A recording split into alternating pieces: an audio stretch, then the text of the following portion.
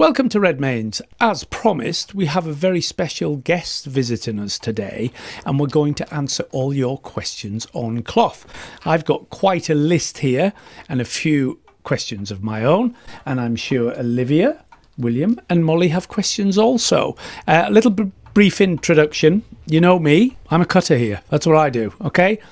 Olivia has just started with us in the last month or so, and William is quite a long way down the line training as a cutter, and Molly, as some of you may know, is our top girl in the workshop, learned to be a brilliant coat maker.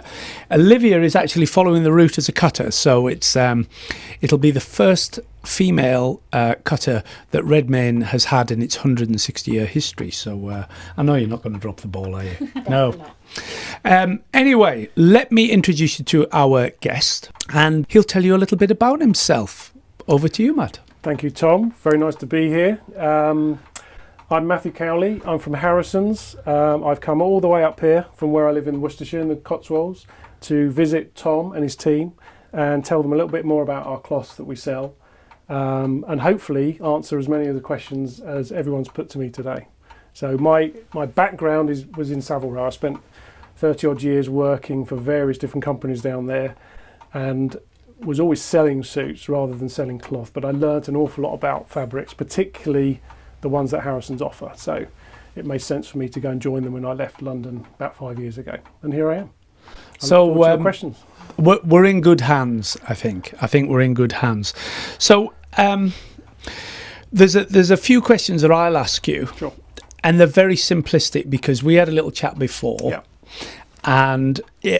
and you explained to me the needs of a tailor as such, okay, which is our driver, and maybe you could just touch on that for our people. Absolutely, this is how we make our choices. Yeah. So because my career was always tailoring, whether it was bespoke tailoring or made to measure, it was always very important that you pick the right fabric for that cloth, because it's important to get that suit made, the customer was happy, and that suit went out the door, and he came back for many more. That was always the point. So when selling cloths and now offering cloths to you as a tailor, I'll only offer you the best stuff that I think is going to work for your customers, and explain to you why I think that is the case. So rather than just sell by big numbers like Super 180s, etc., it's all about the quality, how the cloth is made, the ingredients that go into making fabric, and offering you the best we possibly can. And part of the service is to help you understand what you've got in all these pattern books, because there's such a huge choice these days, so it can be a little bit overwhelming. There is, and as Matthew kindly pointed out, he's been in the trade for a while, but he's not as old as me. When we both started, there was a lot less. There was, yeah. And it was a lot simpler. Yeah. And you know, I'm guilty of a few things. I'm a little bit of a stick in the mud because of what Matthew said. I like things that I can trust, and you want it to work. And when you select certain fabrics that you've been selecting and people have been delighted with for 30 odd years, it's quite hard to break the mold. Now, I've watched things change over the years, and some for good, some for bad. That's normally the way how change works. There are some beautiful cloths that perform better than they used to. The really fancy stuff was always for special occasions. You know, you wouldn't have bought it for a workaday suit, would you? Exactly. So it's a bit of a minefield. And as I say, I'm a little bit guilty of staying with what I know, but you know, I might get convinced otherwise today. So look, we have a few questions here. I'll just read a couple off. We'll talk about them. We'll see how they develop, and then maybe we'll talk to some of the staff, and we'll take it from there. Sure, okay, makes sense. Fire away. Okay, so I've got a lot here. I'll ask an odd one first of all, because I have a couple of thoughts on this. So let me get this chap's name properly. Rudolf Ellman. Okay, hope that's right. Which suiting has the highest resistance against rain? I bet you don't get asked that very often. Highest resistance against rain. Well, Rudolf, very good question. I'm not going to lie to you. wool cloth is not very good in the rain. It really isn't. But I would say the heavier the better, will resist rain better than some of the lightweights. When I was in selling suits and people brought suits back that had got wet, particularly handmade suits, the whole thing was drenched. Some of the canvases had shrunk. Yeah, that's bad news. They put it in the airing cupboard or something like that, and it was sometimes beyond saving. But the good tailors that I used to work with managed to revive them and get them back. So I would say if you're worried about rain, take Stay an out umbrella or a raincoat. That's there you all go. I would say. Good question. The only thing that really resists rain is wax cotton, sort of thing a barber jacket would be made of. That's I've waterproof. seen somewhere that some tweeds have Teflon coating. I've heard a little Doesn't bit sound about very that. sexy, No, but I don't think any of ours. not really on my not really, radar. and it's tough to guarantee that. And Yeah. you know, I mean, yes, tweed, heavy tweed will resist bad weather because it's designed to be worn in the countryside in all types of weather. So yes, it will hold up a lot better than a worsted flannel or something like that. So yeah, it'll be okay. It won't. But if you know, the wetter it gets, the heavier it gets, the more uncomfortable it will become. So, but they recover better. The really heavy cloths. So yeah, so brollies and raincoats. Okay. Okay, let's have a look on here. Sojourning Possessor. They've got some great names, these people. Don't make life easier. But this is a good, honest question, which probably applies to an awful lot of people. How do I maintain my navy suit so that it won't develop any shiny spots on the elbow, on the seat too quickly? And how is it they appear and how do I fix them? Well, that's a weird one, but it's a very good question because it only seems to be navy that does this for some reason. It's slightly shiny. You'll get it on some black suits as well, but black isn't worn as often as navy for other than dinner suits. So the only reason cloth will shine is because it's friction. It's worn against something. So if a fabric shines, say in the seat of the trousers, the elbows, the knees of the trousers, because you're rubbing against something. It's quite often it's about a leather chair in a car, or it'll be the seat and the desk you sit at work. I would have to say if it's that bad, you're overwearing your suit quite a lot. You may only have one suit and you expect it to last forever, and you wear it 5 days a week. My advice to you was try and wear it less, and it will last a lot longer. Or buy more. Well, yeah, you can buy more. And if you're buying a navy blue suit, a plain navy blue suit, please invest in a second pair of trousers. If you don't have a wardrobe full of suits, and rotate those trousers religiously, so you'll automatically double the life of the suit straight away. Yeah. And take your jacket off if you're sitting at a desk or in your car or on a train or on an aeroplane, and automatically you will just get much longer life out of it, and it will recover better if you're not having it on your body all the time. So that would be my best advice. I mean, unfortunately, shining will happen from time to time if it is overworn, and some of the fabrics that are really almost too smooth to begin with, if you like, they've got no resistance against shining because there's no nap there or anything like that. Well, if you think about it, some of the fabrics are designed to be super smooth and silky. Yes. And I guess that's really nice when a lady strokes your arm or whatever, but once you start grinding that into your, I was going to say Ford Cortina, but showing my age Ford Anglia. It's not going to work well. I mean, I always say to people, get something with texture in it. That does get a help. bird's eye or something like that. Something to fight against it, And there's somebody saying, how do I fix it? Well, we all know that here. You can fix it, but not for very long. Yeah. That's the reality. If it's too far gone, there's not a lot you can do about it. You can improve it. Please don't take your suit to the dry cleaners every 5 minutes. That will not do any good. No more than once a year for good quality suiting. What you can do, if you've got a good tailor like Tom, you bring it back every now and again, ask him to sponge and press it. That's it. Now, in the old days, that was literally sponging and pressing. These days, more a bit of steam, bit of pressing, brings it back to life, and he'll get it looking as good as it possibly can do, depending on how well you've treated it. I mean, you just don't overwear it is the best advice. In the workshop, and Molly will back me up on this, you basically get a bit of canvas that's wet, soaked, and if you've got a really bad bit of shine, you can use a tea towel at home. If you get a tea towel that's wet, well wrung out, okay, and you put it across a shiny area on your trousers, and you put the iron on there just long enough for the steam. Yeah, not too much. And then take it off, it'll disappear. Exactly. And you'll go, wow, that's a miracle, but it'll come back. Yeah, so buy the extra trousers. Definitely buy the extra. Buy the heavyweights, buy the bird's eyes. I'll tell you a funny story. Years ago when I was at Gibbs and Hawkes, this guy came in with a navy blue suit, plain navy, in woolen mohair. And he was obsessed with razor sharp creases in his trousers. And we showed him how to press his trousers using a tea towel and a bit of steam, bit of water. Anyway, he was clearly over pressing them and doing it almost on a daily basis. And he created a hole that was vertical down that crease. Because mohair will crack. Because basically the fibres had snapped because he'd been pressing it too much. And I think as a gesture of goodwill, we remade the trousers for him and told him not to do it again. Yeah, I've heard that. It does happen if you overdo things. The stories of mohair suits being in the 60s, all this carry on, right? They look great. Once you wear them, do all the pressing, you get up one day and you pull the trouser leg in and your toe just goes right down and they just split in half. You get a big hole. Okay, it's not on the seam. So beware. What else have we got here? I want to make sure I get all these in the right order. Good question, that one, though. Really good.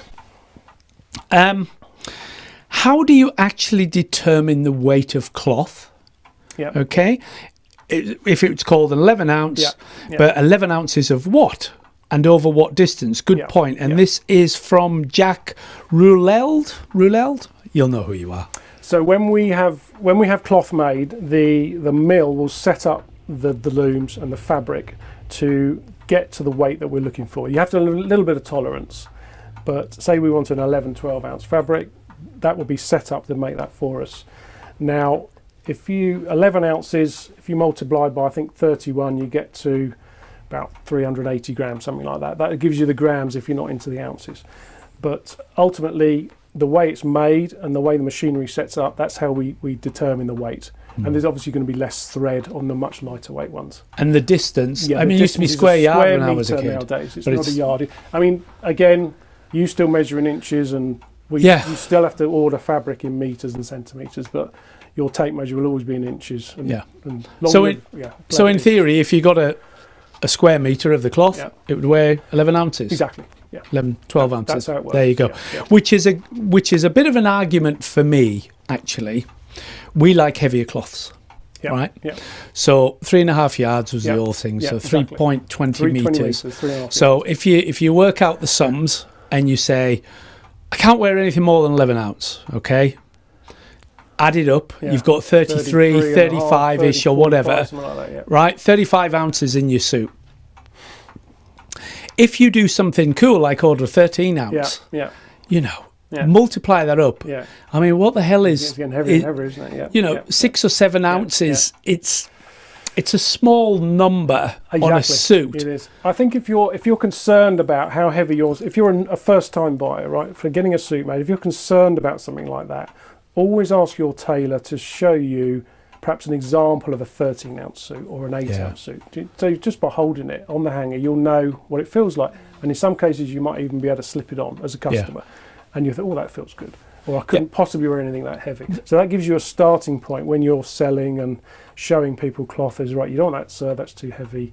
This might be more suitable for you. Yeah. That's a good way of looking at it without getting too technical on how weight is worked out. But it's like, so you say to them, how heavy do you want your suit? That's the wrong question to ask. It really is about what you're going to be comfortable in. And if you've got something... And what's it for? Exactly. Always what's it for? What's the purpose? Is it a work suit? Is it a wedding suit? How often are you going to wear it? Very important, based on the previous question about blue suits and them wearing it. Everything comes home to roost in good ways and bad ways. It's common sense. It's all common sense. The other good thing to do, because it's interesting, I know a lot of the people that follow us on Instagram and YouTube, when we get round to making something, we get people who are in the trade, we get people who are learning about the trade, we get clients, we get people who just want to do things. And certainly, if you're learning about the trade or you're a tailor or you're coming to see a tailor, you want to try some garments on, just like Matt said. But the thing is, an 11 ounce from us is a lot different from an 11 ounce from somebody else. Exactly. Yeah. Okay. Yeah. So you will, the house style. This is a tailoring thing, but it's important. It doesn't matter if they don't fit. You'll get to get the vibe. You can just feel it, and a bespoke garment will feel much heavier than a made-to-measure garment made out of the same cloth, believe it or not. As you know, Tom, there's far more goes into a bespoke jacket than a made-to-measure one, and it feels that much heavier. So depending on what you're selling to your customer, whether it's MTM or bespoke, you're going to tell them how heavy that's going to be. Well, that's exactly it. And of course, Redmayne, all our made-to-measure is fully canvassed. So we fully canvas everything.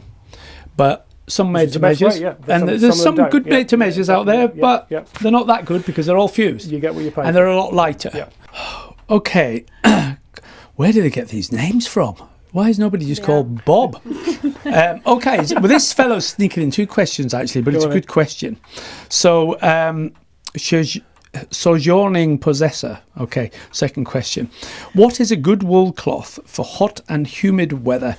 A high twist like a Fin Moresco or something else? Isn't it good that he said Fin Moresco? That's very good, yes. Yeah, exactly. Could have said Fresco, couldn't he? But he said Fin Moresco.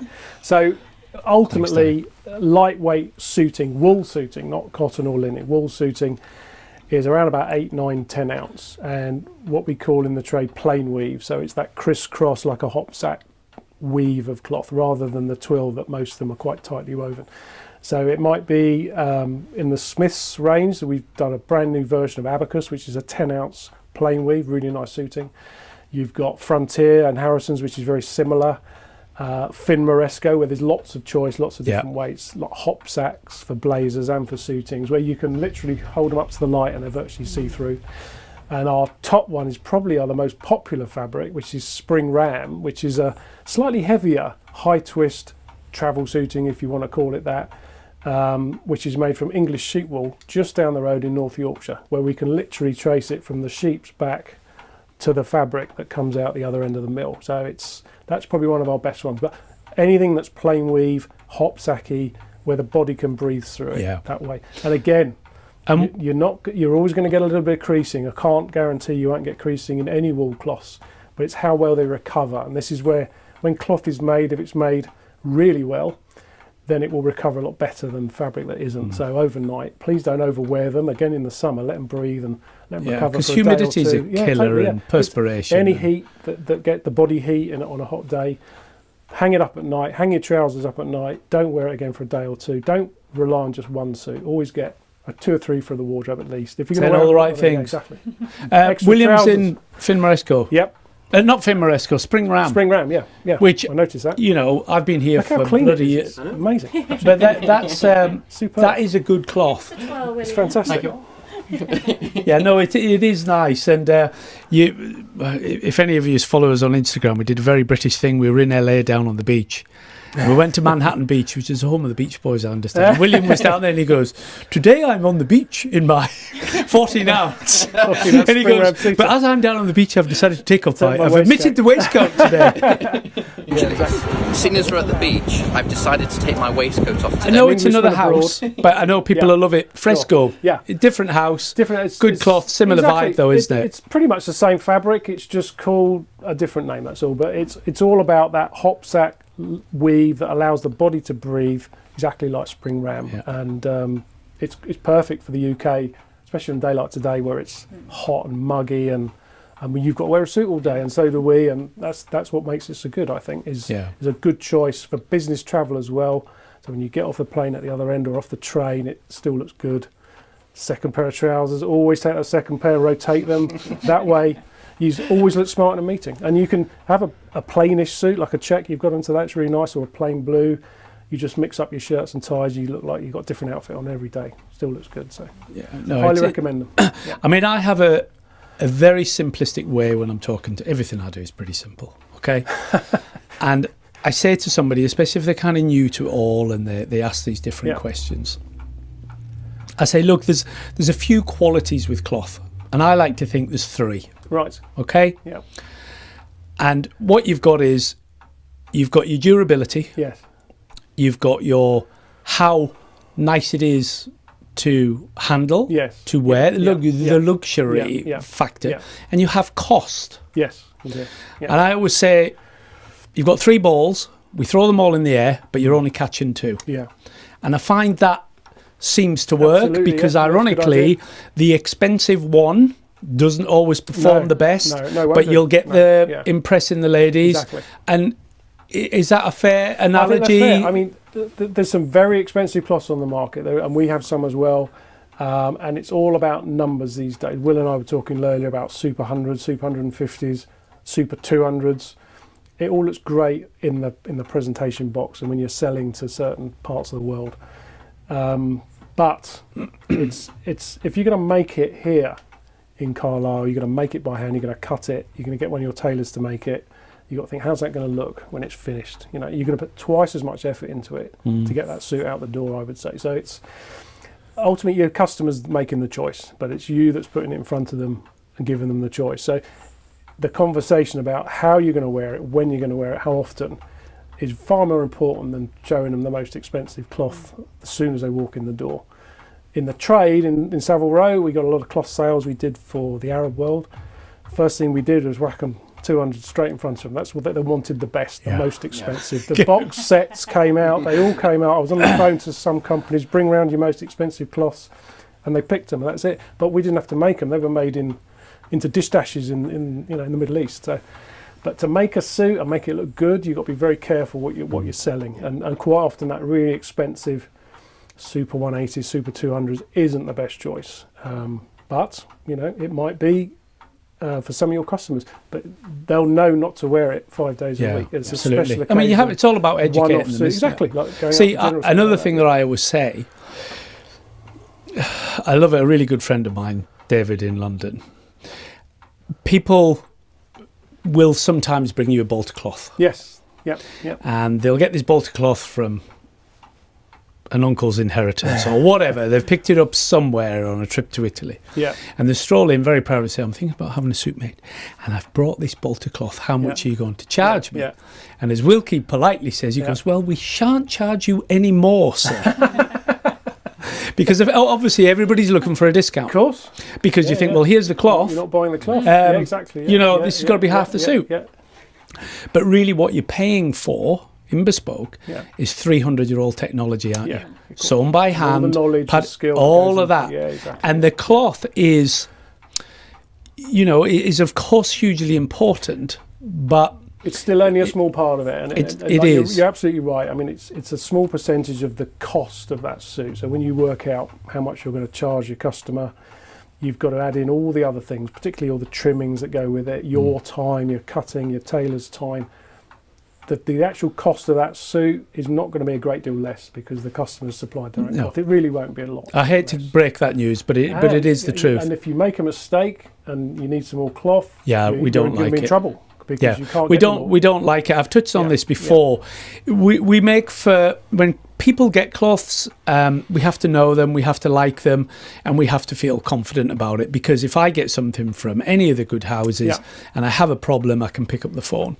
And but when you say this was Grandad's favourite cloth and we've only got 3.5 metres left, and it's you just think we just don't because if any tailor's going to burn a hole through it. That's the one, isn't it? It's going to happen. And but you get a lawsuit. And when we talk about, just touching on what we said again, though, about the technology thing, like I say, fully canvas, bespoke garments were not made for 8-ounce Super 200s cloths. No, they weren't. Not at all. No, so that's something you just have to be aware of. I think the trimmings over the years have got that little bit better, the canvases in particular, to make lighter-weight suits, but they're not really set up for handmade bespoke suits made in England. I really don't think they are. I mean, some of the Italian mills that make ready-to-wear and made-to-measure, they can handle it a little bit better. Yeah. Again, it's all down to the ingredients that you put into if you're fusing them and things, exactly. So it's going to make life easier, isn't it? Only you can tell what's going to look good after, you know.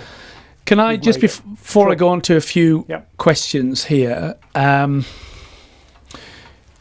we just talk about a few basics? Of course, from me for the staff as such. Is it right to say, this is me personally speaking, 80% of what we sell is just a classic English worsted, 11, 12 ounce? Yeah, I mean, what's your take on that? I mean, I see a lot of customers around the UK, and the business everyone's doing now compared to when I joined the trade, it all seems to be special occasion suits, wedding suits, particular. not morning suits. They tend to be outfits for the groom and the best man, and quite often they're tweeds or things that look like tweed. They're not blue or grey suits anymore. But there's a lot of companies that still do traditional business dress, blue and grey suits. Yeah, which That's is your us. bread and butter. At the end of the day, that's your and ours as well. We do very well in places like Japan with our classic suiting, because they love pinstripes and that sort of Prince Charles look and the King Charles look. Do you know what I mean? Where it's very, very smart. Exactly. They want to look like you. Oh, come on. When you turn up in a hotel room in Los Angeles somewhere, they want to look like the guy selling the suit and cutting the suit out. I know there's a million people out there going, I don't think so. But that when you're selling abroad, you're almost not selling yourself, but you're selling your look. Yeah. And how you make a suit and what it looks like. And quite often it is a blue or a grey suit. There's lots of choice, masses of choice, but ultimately, yes, I would say probably 80% at least is your traditional business dress in most cases. Cool. Right, I'll just have a little break here because my hand's getting a bit sore. Well, hopefully you're still with us and you're enjoying and learning. I think it's about time some of the team had a chat. Livy, shall we start with you? So, whilst learning about cloth, Yep. Solero or Solaro, how do you pronounce it? Solero's an ice cream. Yeah. Solaro Solaro. is That is what it? I think what you're talking about. This comes under our Smith Woolen brand. Solaro is trademarked by us. We own the rights of that word, certainly when it comes to fabric. It was always described to me as the original lightweight cloth. Now, it's not particularly lightweight because it's about 11, 12 ounces in weight.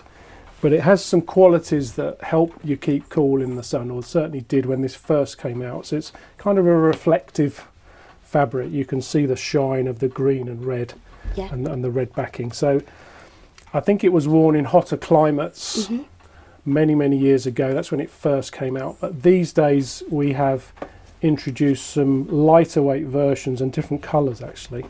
At the back of the bunch there's some cottons in the same way it's made, but in a cotton as well to keep it even cooler, and a really nice blue as well, and some other colours, blues and greens, to add to the range. But it was always these colours that were the original Solaros, always with the red backing, and they had this quality of reflecting the light a little bit, keep you cooler in really hot climates. Very popular, particularly in Italy. They absolutely love it. really? Yep, and we do very well with this. So it's quite popular. It's not everyone's cup of tea, No.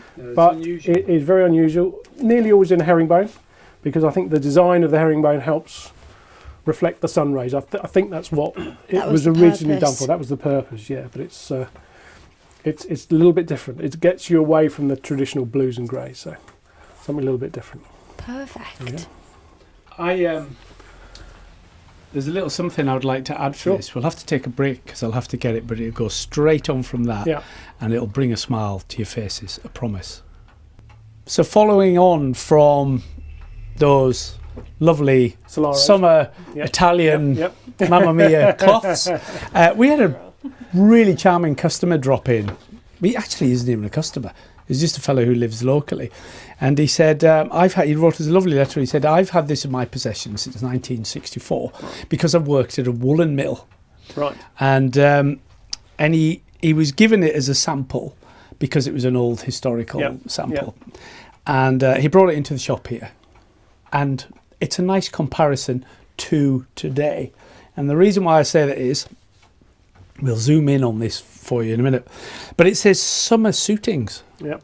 Okay? Yep. No, actually, it doesn't say summer trouserings. Trouserings, what a wonderful word. Right, 1907. Wait till you see these babies. So, the hot summer of 1907. You want to be a bit lively, I remember it well. push the boat out, and you can pick any of these babies. Goodness me. Isn't that incredible? As long as it's And grey. you're You the can have anyone as long as it's grey. You're the expert. I I have to reckon say, that we're hovering 13, 14 hours. All jokes aside, this fabric is absolutely stunning. This is called twist worsted, and it was done by probably done by a company called Reed and Taylor, which are no longer in existence, but this type of cloth is still made occasionally. It's beautiful cloth. You'd love to cut this, Tom. And You make can it see the absolutely colours in stunning, it. I mean, But they're this so collection muted. is all very, very similar. So I suspect back then you didn't have an awful lot of choice in the way designs were done. But there's a little bit of colour in here, and it's But absolutely. we got the magnifying glass, and when we look through the magnifying glass, there's quite a lot of colour. Yeah, but it's there is, almost as if colour's illegal. Yeah, So you have to sneak it exactly, in. yeah. In like yeah, little there's blues, purples. greens, yellows. I can see all sorts of colours in this. I mean, it's great stuff. Summer trousering. I mean, 1907, there was no such thing as casual wear, really. It was pretty much you wore your suit without your jacket, and you'd have your trousers with a pair of braces on and a shirt without a collar. Yeah. And that was your summer sort of day off outfit, if you like. So, 'cause handkerchief you on your didn't head down the beach. Exactly, you didn't have a selection of casual clothing. You literally just took your jacket off and that was it. But yeah, this fabric is beautiful. If this is still around, this would be very, very, very desirable to a lot of people on the internet. They're looking for vintage fabric. And I know a gentleman I used to work with in Dees and Skinner who would absolutely love this. Yeah. And he'd have a suit made out of it. He'd probably make it himself, and it would. It's gorgeous, fantastic. isn't It's it? beautiful, absolutely. I mean, you look at that colour range; they're pretty much all the same. There's not a lot, but you look closely, and they've played around with the designs. But what a lovely thing to have! I'd have it on display. Yeah. Well, There it we was go. very kind of the Yeah, chap to very bring kind it of in. him, yeah, absolutely. Really kind of him. Because things to, like that get lost, you'll never get them again. Yeah, and it's immaculate. And we had a little bit of a chat to him, and he was a good Cumbrian. He liked a good chat, didn't he? But I just think it's quite frankly, even the way it's presented, Yeah, isn't that exactly. beautiful? Yeah, it's such a nice thing to I mean, have. that is a really cool travel set. That is. Pay heed, Yeah, exactly. merchants. This is what we want. Can you imagine pulling these You can fellas open out? it up and hang it up somewhere, and Yeah. which particular grey would you like, sir? So Cool. some good ones in there. Right, back to the modern stuff. How on earth is that pronounced? Denise. Right. Okay. 9. Okay. So here's one from Denise Sat 9542. Sexy name. How can you tell the real face when both sides look identical on cloth? Obviously, she's judging. That's a good Can the question, selvage yeah. help? Yeah, obviously, most cloth, all the cloth you get from us will have a selvage, which will have the writing down the side. That's what I mean by selvage. Have the name of the brand, etc. Made in England, made in Scotland, whatever. That way, that's always the face when you read it. If you read it underneath, it's back to front. That's the back. Some cloths don't have a selvage because they're made not quite as well, let's say.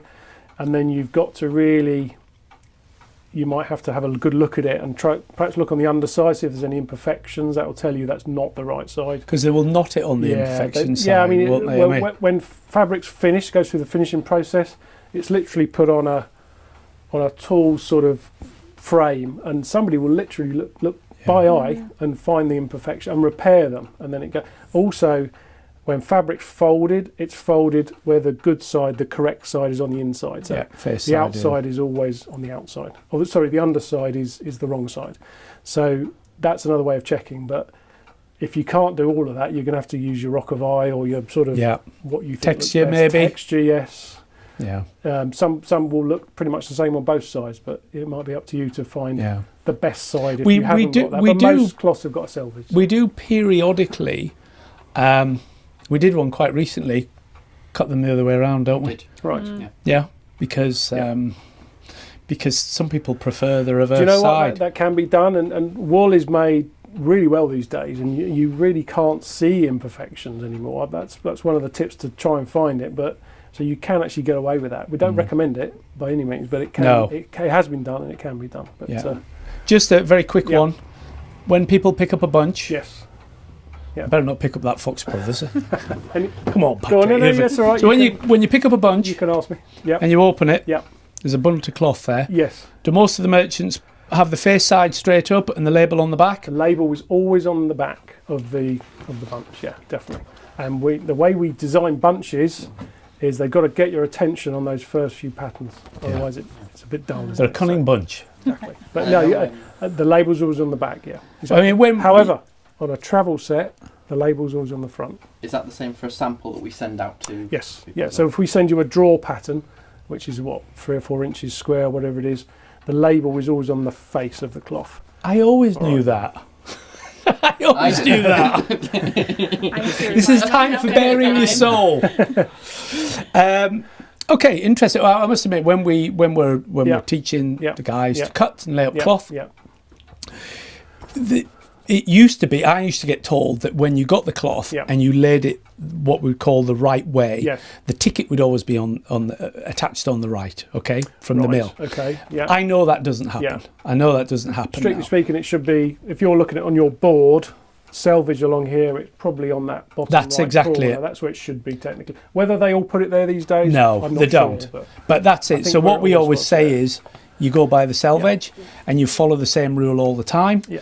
because, you know, somebody would have listened to Matt's wise advice, and 6 months after the event, Yeah. I need another pair of trousers or exactly, something. So you want to lay everything up the Yeah, same. exactly. And always keep that ticket because it's got a unique piece number on it. So if Yeah. you need more cloth. The reason it's at the far right is because when you lay up a suit, and I imagine you do it the way I think, you always start cutting at this end, which Yeah, is where your absolutely. coat is. And that far end is where a lot of your trimmings are, your extra bits, Yeah. your pocket flaps and whatnot. So, 4 parts, first part, Exactly, build yeah, our way exactly. down, Down to trousers your at the end, trousers. collar. so the last bit you're cutting is a bit with a label on, so that doesn't Yeah. kind of get lost at the beginning or in the bin by mistake. So Cool, good question. Okay, it's a very good questions coming out today. God, blimey. We'll talk about Black Shout. Go first. No, what's that say? Blackout should go first. I have a Harris tweed Yep, jacket yep. I've worn and mistreated. Good for you. Yeah. And it still looks like new. Even better for you. Is there any cloth more durable than a Harris tweed? I would say lots. Yeah, I mean, it's difficult to say. I mean, Harris tweed, we do offer Harris tweed. We also offer Shetland tweed and Irish Donegals. It's what I call a loosely woven, quite soft tweed. But it's very hard wearing, lasts a very long time. Quite often they are repaired with leather elbow patches, Yeah, leather around the cuffs of the coat, and they've gone forever. They're quite often handed down through the families, that sort of thing. But for durability, I probably, depending on what you want to wear it for, I personally prefer the tweeds that come from the borders of Scotland, the harder tweeds. Yeah. Like we do Heart Twist and Glen Royal, Thornproof. They're much tougher, more tightly woven, a bit more of what you might call a performance cloth. So it's well, it's perfect. from the, it's a Exactly. sporting It's like an tweed. estate tweed, the really heavy ones. They're designed to be worn in the countryside, Crawling doing around in the exactly, heather, doing whatever you do, stalking. stalking, hunting, all that sort of stuff, and they are designed for a purpose. And I think they look better as the years go by than the softer Harris Yeah. tweeds of the world, that sort of thing, which, Well, which can suffer a little bit. I totally believe this fellow, and what is something I've learned over the years is if you get a really nice bespoke garment or a well-made garment of any sort, and you get a good quality cloth, Yeah, it wears. yeah, And this fella saying, you know, I love it and I mistreat it, exactly. but the reality of it is wearing. Yeah, Under close inspection, Yeah. we'd probably Yeah. find faults. yeah. But the thing is, this is how your relationship Of course. glows with good clothing. Exactly. You know, your favourite shoes Yeah. that you love might look a bit of a mess to other people, but it's. I mean, that's it. Clothing gets better, and it's character. It's better with That's age. what you're I mean, loving. a bespoke suit in particular, I've got a wardrobe full of bespoke suits. I'm sure you have as well. They get better with age, and they fit you better as time because they've moulded to your body shape, a bit like shoes. So the older they get a little bit more character because they might have the odd nick on them or something that's not quite perfect. And it doesn't really matter. I think it's more like this is my favourite suit, and I've been wearing it 15 years. Look how good it is. You know, Yeah. it might have cost me $5,000 or whatever it is, but how many suits ready to wear would I bought in that time and chucked in the charity shop or in the bin, sort of thing. So, pound for pound, I think they're really good value, and they will keep going. They can be repaired unless you absolutely kill them. They can always be taken back to your tailor and repaired and refurbished, brought back, sort of reline, that sort of thing. To you know, the lining is the thing that goes quickest Yep. on most things. But then after that, they'll still look as good as new. They really, and the bespoke, so the handmade stuff, always looks fantastic when it comes back out after having a refurbishment, basically. It is. They can come round. I mean, there's, you know, we're fortunate. We're making 3 beautiful dinner suits at the moment. Might show you one of them. And dinner suits are really cool because you make them well. Now, admittedly, we all have different social lives, Yeah, and some people yeah, are never yeah. out of them, and that's a Yeah. different story. But most people, a dinner suit lasts a long time. Yeah, And when they get worn as such, when they've been worn a lot, They come back to us after 15 years of service, and we reface them. Yeah. Because it's the silks that go. Silk wears out, particularly on the roll here. Exactly. It'll rub against something. But you put new silks on it, Yeah. and you work it over, Good as and new. you another 15 or 20 At years. least, So, yeah, I you mean... might have to let it out a bit, but yeah. Well, that's it. But yeah, mine's got loads of pieces. Okay, so good question. This we've sort of touched on, Yeah, but I'll just okay. run it Yeah, again. yeah. How do I pronounce that one? Asher Arnold. Okay. What is a breathable hot weather cloth that also drapes well, Yeah. both casually and for smart suiting? And what is the most durable you recommend? So again, this goes back to your plain weave fabrics, your Vimorescos, the Abacus I mentioned from Smith's, the Frontier from Harrison's, the Spring Ram again. They're the ones that wear well, keep their shape really well. You get good crease resistance on those higher twist fabrics, and look good in hot weather. I mean, don't get me wrong, on a hot day, you're going to feel hot in a wool suit. Yeah, you really will. you are. But sometimes you can get suits, if you're going down the made to measure route, you might have something that's, say, buggy line. So the back is unlined sort of from here downwards. That keeps you a little bit cooler, and you pick a really lightweight cloth, but you're not going to get the longevity. But to be at the end of the day, on a hot day, you're going to feel hot in anything, even more than cotton, to be honest. But yeah, go as light as you possibly can, depending on your frame, how big you are, and how long you want it to last, and etc. etc. So it's a tough choice. It's difficult to really say what's the best. It is, yeah, because there's a compromise. There's also, because the thing is, William and I were in Texas. Yeah. We both had 3-piece suits on, and we were having Outside. dinner. We were having dinner, Right, okay.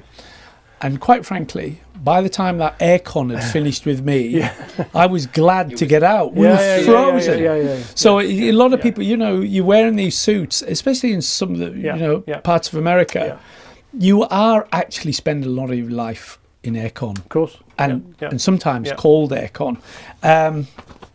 No, it's a very valid point. One quick one. Yeah. So Vimorescos, frescoes, all these type of things. We know what the positives are. Yeah. I have an idea what the negatives are of it. Okay. What would you The think? negatives.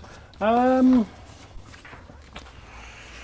can't think of anything negative. He's off in the the top of cloth my head. business. I mean, to be honest, I mean, It's like all this stuff I will, is fantastic. the one thing I will say, maybe if it's overworn, you might get some shininess over time. If it's worn and worn and worn and worn and worn a lot and rubbed and you get the friction, I can imagine that will happen years down the line. But I can't guarantee anything won't wear.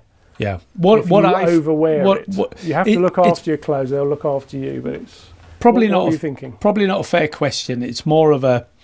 So I look at these cloths, and I agree with everything you say, but I look at it from our perspective with all the clients. What do they think? Yeah. And I will say, when people say, "Oh, I really like this, but I'm looking something that doesn't crease more," so we say, "Well, here's your obvious thing." I'd say when we take people down that road, I would say about 80% of them say, "Where have you been all my life? This is like, this is the best thing ever because I can put it in a bag and I can do this and I can do that." Another 10 or 15% are a bit like, "Yeah, it's okay." Right. All right. But there's about 5% go, "Never again." Oh, okay. I had a brilliant one once. The guy said he went to the opera and his wife had a soft or a bare arm or something, and she said it was like sitting next to a great white shark because that's the three balls, isn't it? Yeah. Because you get the but it's not the sexiest vibe. No. And it's quite dry. If you're quite sensitive, perhaps on the legs, the trousers, they're going to rub. You might end up with not a rash, but certainly it might rub on there because it's a bit like wool and mohair we were talking about earlier. It's going to, even though it's got great qualities for lightweight suiting, it's not smooth like some of the super duper cloths. It's totally different. So you've got to be aware of that, and perhaps have a half lining in the trouser if that bothers you. Yeah, that should solve that. But that's about it. Yeah, really, I mean, isn't other it? than that slight scratchiness. Yeah. Okay, so. Fella got in touch here with a direct message. Okay. In fact, 2. Yep. And they've just got ordinary names. Can't believe my luck. Mr. Derek Guy. Okay. Got in touch, direct message. He goes, what do you think? What does Matthew think of the London shrunk finishing process? Is it hocus pocus? Does it actually do something to the cloth? Well, London shrunk is a phrase I haven't heard in about 30 years, I would say. So when all the woolen merchants were based in Golden Square in London, there was always this thing, all this cloth has been London shrunk. Now, I never really knew if that meant it was shrunk in London or there was a process called London shrunk. I've since found out that the only finisher in the UK now, called W.T. Johnston's, they do a service called London shrunk, which means they'll finish, when they're finishing the fabric off, getting all the imperfections out, making it sellable. They do this process if you request it, and if you want it, they call it London shrunk. So basically, when you tailor it and use your hot irons, the fabric won't shrink anymore. Having said that, these days fabrics are far better made than they ever were back in the 70s and 80s and beyond that. So there isn't really the need for that anymore, because even though you can't guarantee anything, when you put that cloth on your board and you make it and your tailors make it upstairs, we don't hear about, oh, it's shrunk. No, I must admit, I mean, it doesn't really happen anymore. So that sort of process has kind of disappeared, but it's a nice thing to talk about because it was done on a regular basis. It's still an overhang in some respects. So our coat makers always like to soak the canvases. Yes, you must do that, and let them dry out, because... Put it in the bucket but overnight, I have been told, oh, they don't shrink anymore, but there's... For those who know or don't know, if a canvas shrinks in a coat, it's kind of like game over, isn't it? You've got to start again. So we do that, and some of it might be necessary, I don't know, but it's worth doing. I think so, and I think it's a skill that obviously you learned when you were learning, and you passed on to everybody in the workshop. You should keep doing it. That's very important, and I at my last company at Deej and Skinner, whenever they got a length of cloth in to cut, the first thing they did was put it out on the board and get that steam iron and shrink it like that. That's my memories. All these cloths here are years old. And, Redmayne was a bigger company when I came. It was a different world then, it was a lot bigger company. And we had that classic flat press. Oh, yeah. For the trousers and things, but it was used predominantly for the cloth. So every bolt, you would get it at the back of that, pull it across, down big steam, pull it across, every one, without fail. Exactly. I have to say, we don't do it anymore. You shouldn't need to. You really shouldn't need to. But it was a thing that was done, and you can check, because there's something else Will and I were talking about earlier, about the width of the cloth. Now, fabric is 150 centimetres wide, 75 centimetres for the half width, like the handmade Harris tweeds. Always 150. So you can get your cloth in, shrink it as you've just described, and then check the measurement again, and you see if there's anything there. There may be a tad of tolerance, possibly. I've never heard of it. No one's ever complained to me about cloth shrinking like that. But it's not a bad thing to do. If you're cutting suits out yourself, they won't do it at the factories, I guarantee that. But here, where you're cutting cloth, that's something you might want to do if you think that might... Especially if you get the lightweights. Exactly, it doesn't really hurt, and I think it's all part of the service of having a suit made, if you can say, I do that. So, brilliant.